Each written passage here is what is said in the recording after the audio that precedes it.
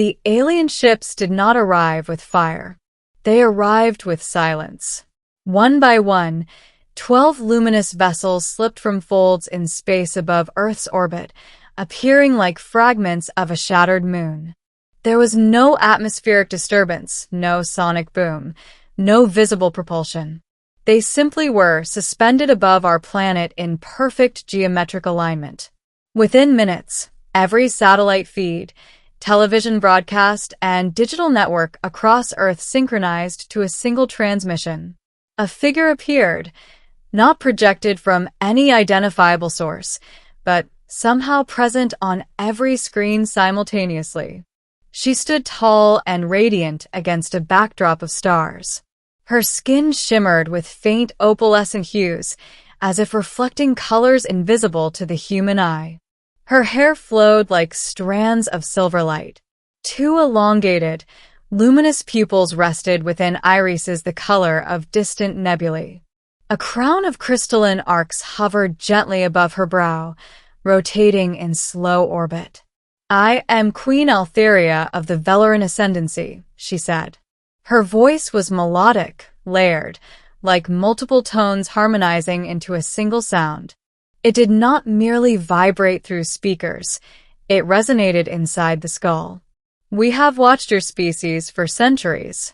Today, we step from shadow into light." Across Earth, humanity held its breath. "We do not come to conquer," she continued, "nor to destroy. We come with a proposal." Governments scrambled to establish secure communication channels. Military forces went on high alert. Religious leaders began drafting statements before the transmission even ended. But it was her final sentence that altered the trajectory of history. "Humanity stands at a threshold. We offer you elevation through union." The transmission ended. Silence returned. And nothing on Earth felt the same. I did not expect to be involved. I was not a politician, nor a general, nor a scientist in propulsion or xenobiology. I was a geneticist, one who specialized in adaptive resilience within human DNA. My research focused on how our species survived extreme environmental shifts over millennia, which, as it turned out, made me interesting to the Velaryn Ascendancy. 48 hours after the arrival, the United Earth Coalition formed an emergency diplomatic council. Linguists deciphered the Velaryn language with startling ease. Their communication systems appeared deliberately compatible with ours. And then came the request. "Queen Altheria wishes to meet Dr. Elias Verne." Me. No explanation. No alternatives. Just a summons. The Velaryn flagship was unlike anything human imagination had ever constructed. It resembled a vast floating cathedral woven from living crystal and light. Its surface refracted starlight into cascading prisms that shimmered across space. There were no visible weapons, no rotating turrets, no defensive grids. If it possessed destructive capability, it was hidden.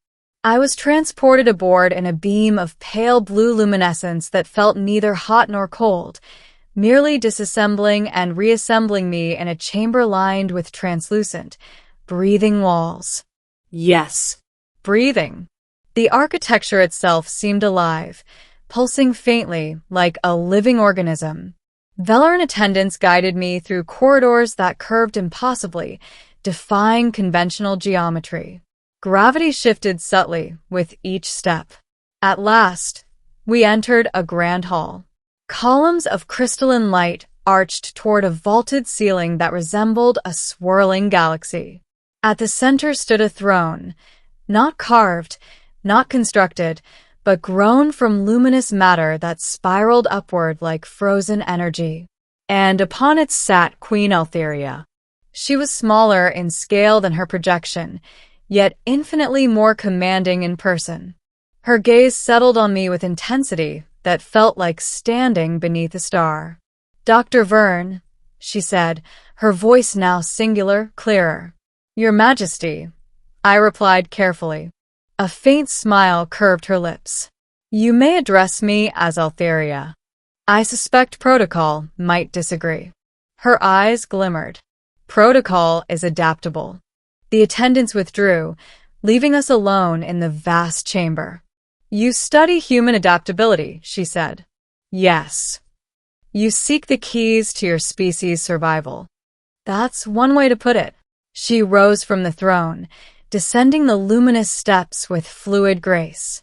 We have studied you as well. A pause. We believe you are uniquely positioned to understand our proposal. And that proposal is? I asked. She stopped a few paces away. To create a child.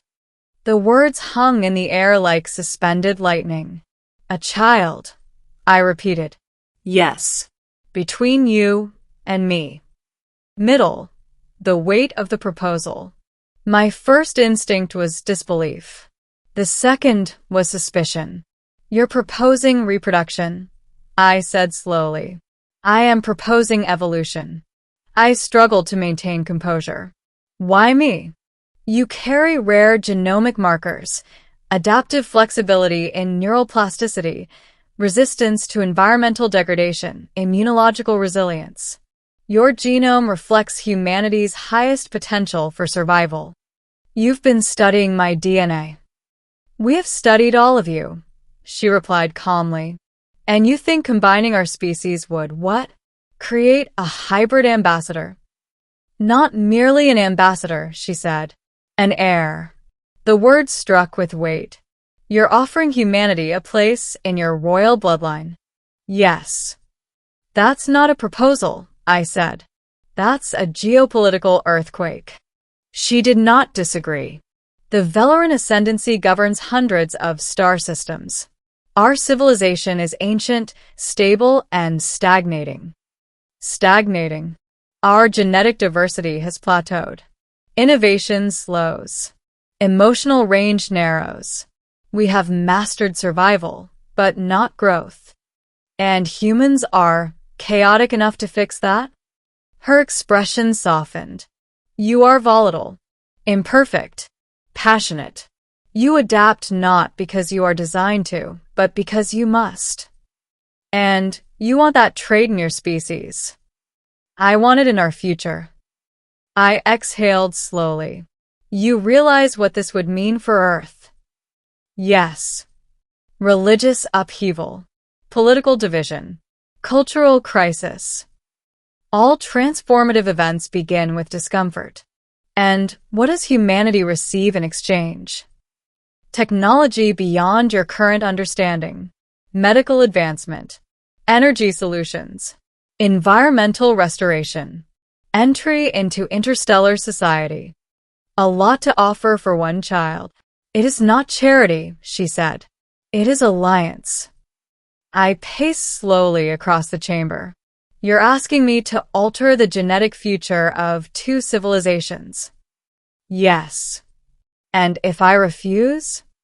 She met my gaze steadily. We will not force you. But others within the ascendancy may argue for alternative integration strategies. A diplomatic way of saying coercion. You're offering partnership before conquest, I said. I am offering choice. Back on Earth, the revelation detonated like a supernova. The coalition demanded full disclosure. When I transmitted the Queen's proposal, the world fractured. Some hailed it as destiny, a divine union between species. Others condemned it as manipulation, a seduction disguised as diplomacy. Protests erupted in major cities. Religious authorities issued conflicting declarations. Politicians argued across emergency summits broadcast globally. I remained aboard the Flagship while debate consumed the planet. Altheria allowed me unrestricted access to Velaryn archives, histories spanning tens of thousands of years. They were not conquerors. They were curators. They uplifted civilizations gradually, integrating them through cultural and genetic exchange. Not all accepted willingly. Those who resisted often isolated themselves, rarely surviving cosmic threats alone. Why not simply share technology? I asked her during one discussion. Technology without integration breeds dependence, she replied. Integration creates equality. Equality through shared blood. Yes. You're tying us to your throne. I am tying us to our future. I studied her carefully. And what about the child? What about them? They'd carry the weight of two worlds. Her gaze shifted slightly, something almost vulnerable flickering there. They would be born into responsibility. That's not an answer. No, she admitted. It is not. Weeks passed in orbit. I began to see glimpses of her beyond the crown. She walked through bioluminescent gardens grown inside the ship, ecosystems cultivated from worlds long vanished. She paused before crystalline memory chambers that held encoded experiences of her ancestors. You have ruled long? Asked once. Long enough to see patterns repeat. And you believe humanity breaks the pattern. I believe you disrupt it. And that excites you? It terrifies me, she said softly. The honesty surprised me. You're afraid. Growth requires vulnerability.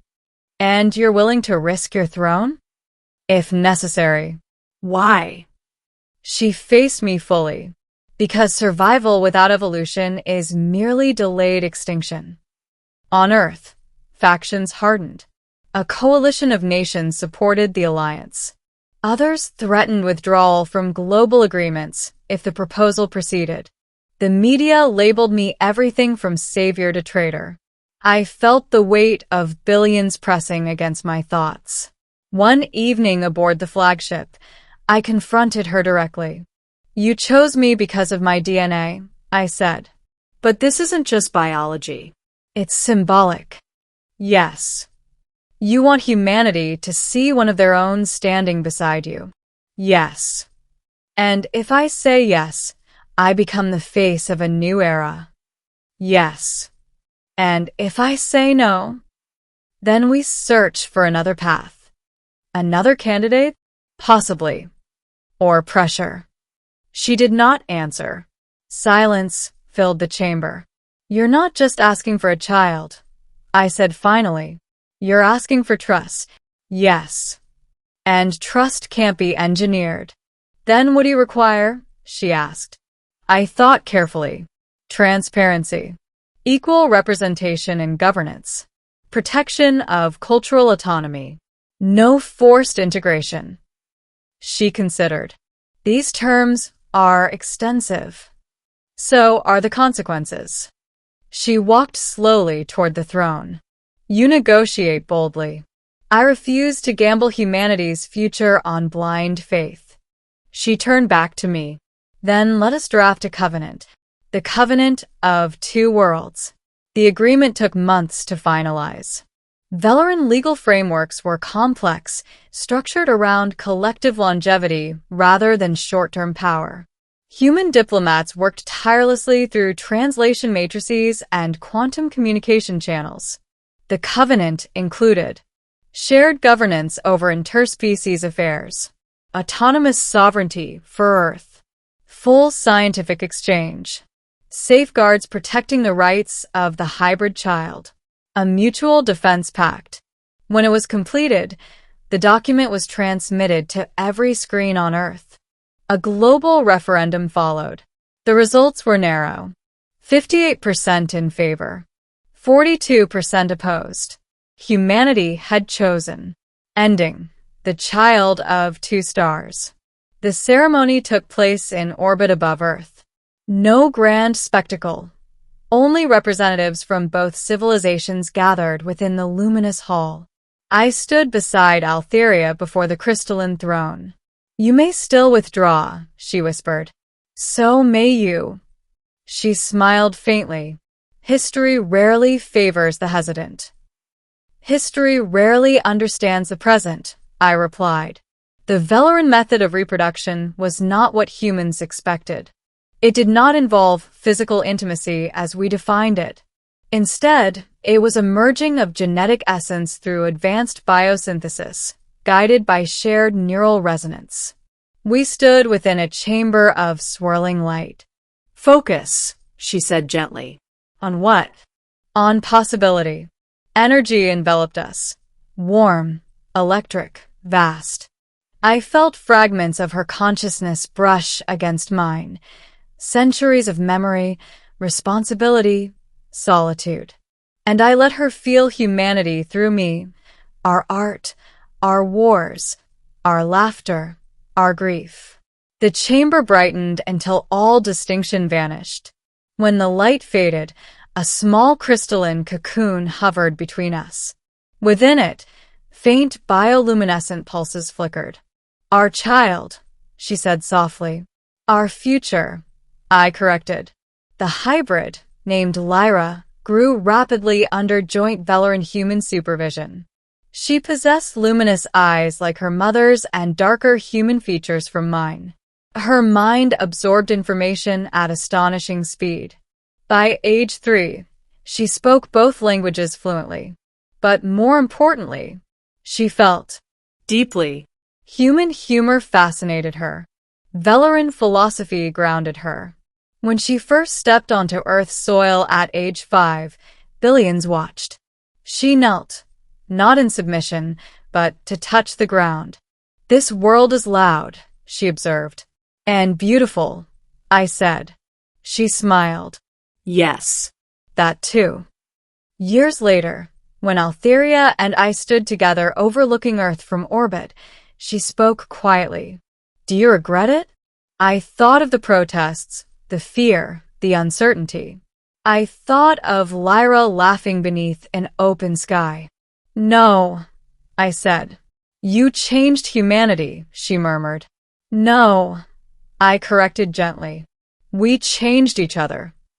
She slipped her hand into mine, not as ruler and subject, but as partners. Below us, Earth shimmered, no longer alone in the dark. The proposal had not erased division. It had not solved every conflict, but it had shifted the trajectory of two civilizations from isolation to shared destiny. History would debate whether it was reckless or visionary. But when the stars look down upon us now, they no longer see a solitary world. They see a bridge. And it began with a question no one expected, a queen offering not conquest, but a child, and humanity choosing evolution over fear.